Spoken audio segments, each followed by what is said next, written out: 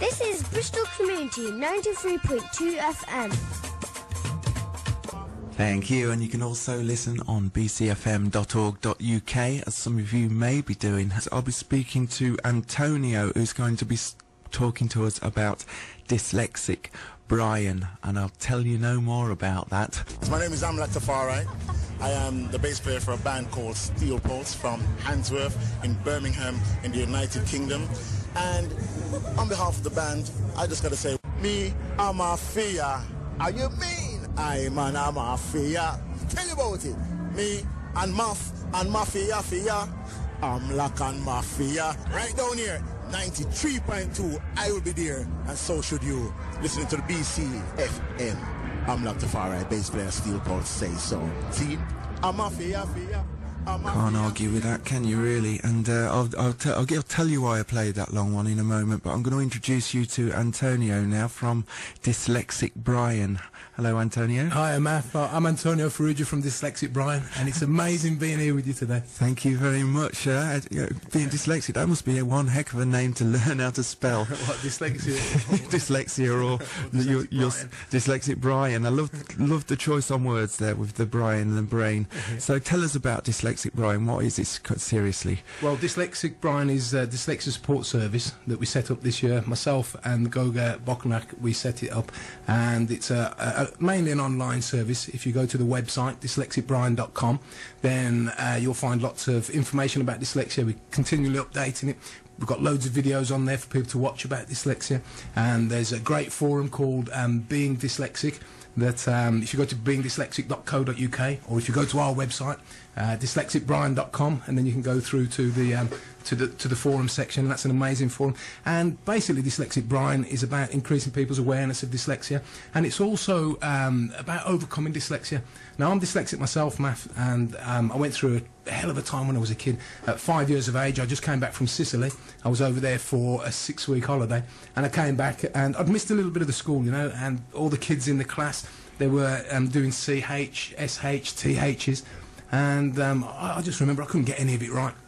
And instead of the teachers giving me support as they would nowadays, what happened was, Math, that there must have been a student teacher in the class, because I remember they got a big piece of paper, you know, the big sheet. They rolled it up like a cone, and they got a marker pen and put a D on it for dunce, which I found out later. And they stood me in the corner for 3 days, and I remember all the kids in the class laughing and everything, and I was just there crying, really traumatised. Humiliating, Humiliating, really. That's humiliating. not really the way to educate, is it? No, it's a barbaric way to treat a child, and things have changed now. And things. Did you learn your D though? No, not until I was probably in my 30s. Exactly, yeah. You know, it's not something you should be a victim of, though, is it? No, Dyslexia. I mean, no, it really shouldn't be. And you know, but to start off on the wrong foot as a child and not get the support in the education system, it can set you off on a different avenue in life, and lots of things can go wrong as a result of that. Myself, for example, I left school without any qualifications, ended up in a gang in Birmingham, and it just was going wrong. Fortunately, I got involved with Frank O'Sullivan from Birmingham City Amateur Boxing Club, and he sorted me out, and I went on to... What, knocked you out? It knocked me senseless a few times. I bet he did. For misbehaving. I don't fancy around in the ring with you. And he ended up sending me on coaching courses, because I couldn't box because of my eyesight, which was a good thing, really, you know. I kept my good looks. Yeah. You seem you haven't got a nose by your ear or anything. No. So just for the listeners' benefit, there, I've not got some splattered face in front of me. So how did you actually find out that you are dyslexic? I know you initially knew yourself, but did you go through any process to find out? As I say, I was in the boxing gym, and Frank O'Sullivan started sending me on courses, and I went to do the Amateur Boxing Association qualification for assistant coach, and when I was there, I noticed that I had issues with answering the questions for the exam. I went on to do another exam with the full coaching award, and then it was becoming more and more apparent, really, that I was having these issues, and then... what was the question again, Matthew? You lost track. You're going off. I started to reminisce about the past. How did you actually sort of nail it?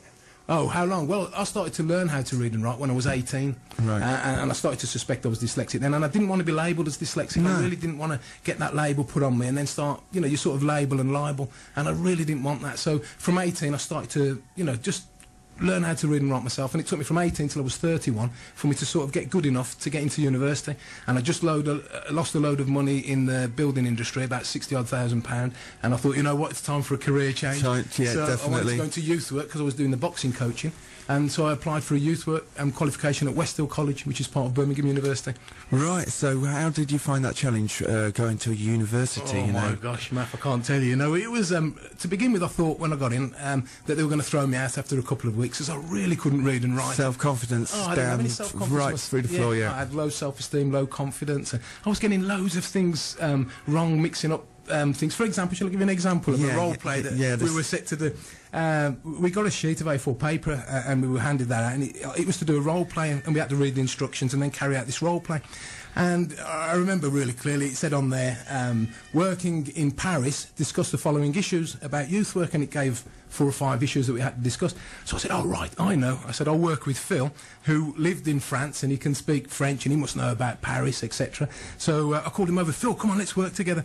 And we sat down and we started discussing all these issues. And in my mind, Math, I could picture the Eiffel Tower, I could picture, you know, all the French scenes that you get in your mind, you know, and from the Pink Panther films. And I was really excited, and I was going off in all different kinds of directions. And then I said to him, Phil, after, this was 15 minutes or 20 minutes, I can't remember, half an hour later, I said, Phil, what the hell's this thing about working in Paris? I mean, what's this got to do with any of the issues? And he said to me, what are you talking about, Antonio? I said, well, we're supposed to be in France, in Paris. And he said, where does it say that? And I said, yeah, on the paper.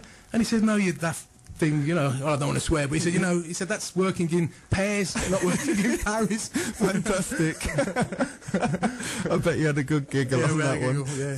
So you know, it isn't a laughing matter, but it doesn't mean to say, because, you know, stops you living a normal life full of laughter. So, you know, you seem a really jovial bloke, you're really achieving stuff. So what sort of things are these workshops going to be offering people? Well, what they offer is, they're all based, I'll just rewind a little bit and answer that question, Math.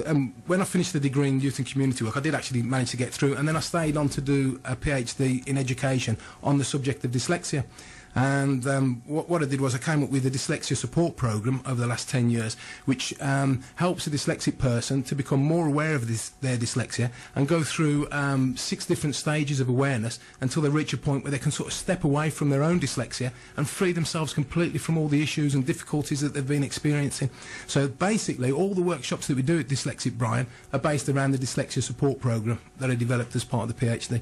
So, for example, we've got this free workshop coming up on, you know, because it's Dyslexia Awareness Week. I don't know if you know that next week. We've just had Carl Pye from the Chlamydia Awareness Week, and now we've got the Dyslexia Awareness Week coming up next week. What a couple of 2 in the same bed, just doesn't bear thinking about. Absolutely. Well, that Dyslexia Awareness Week is next week. So what we're doing to celebrate is we're putting on 3 free workshops, and they're aimed really at parents of dyslexic children. And what we're doing is we really believe that you know, the parents are the best people to support the kids. I mean, yeah, the kids are getting support from the schools and dyslexia support tutors, but parents are there, and you know, of course, yeah, because when you're a kid at school, as far as you're concerned, when you leave that school, that teacher disappears from existence. Absolutely, yeah. They're not real people, are they? No. So what we want to do is train the parents up and give them the skills necessary, you know, and the right mindset to be able to support their children and recognise that it's going on. Yeah. So the workshops, you know, we're going to be looking at you know, the issues that the young people face. We'll be exploring the different perspectives of dyslexia, and also looking at the the potential benefits of becoming a dyslexia support coach as a parent. And also then looking at what's needed for the children to overcome the difficulties they're experiencing. And they're fun and they're light-hearted, and well, that's the best way to learn, isn't it? Yeah, you know. So where are these going to be? They're in on the corner of Wilder Street and Upper York Street in St Paul's, and they're on the 7th, the 14th, and the 21st of November, and they're on Saturday at 2 till 4 p.m. Yeah. Okay, I've got them down. And they're on the website as well. And they're on the website, which is dyslexicbrian.com. And it's and a phone number. And a phone number there for you as well, which is right in front of me. Is which one? Now I'm being daft, aren't I? It's 0796 9789893. I got that one right, didn't I?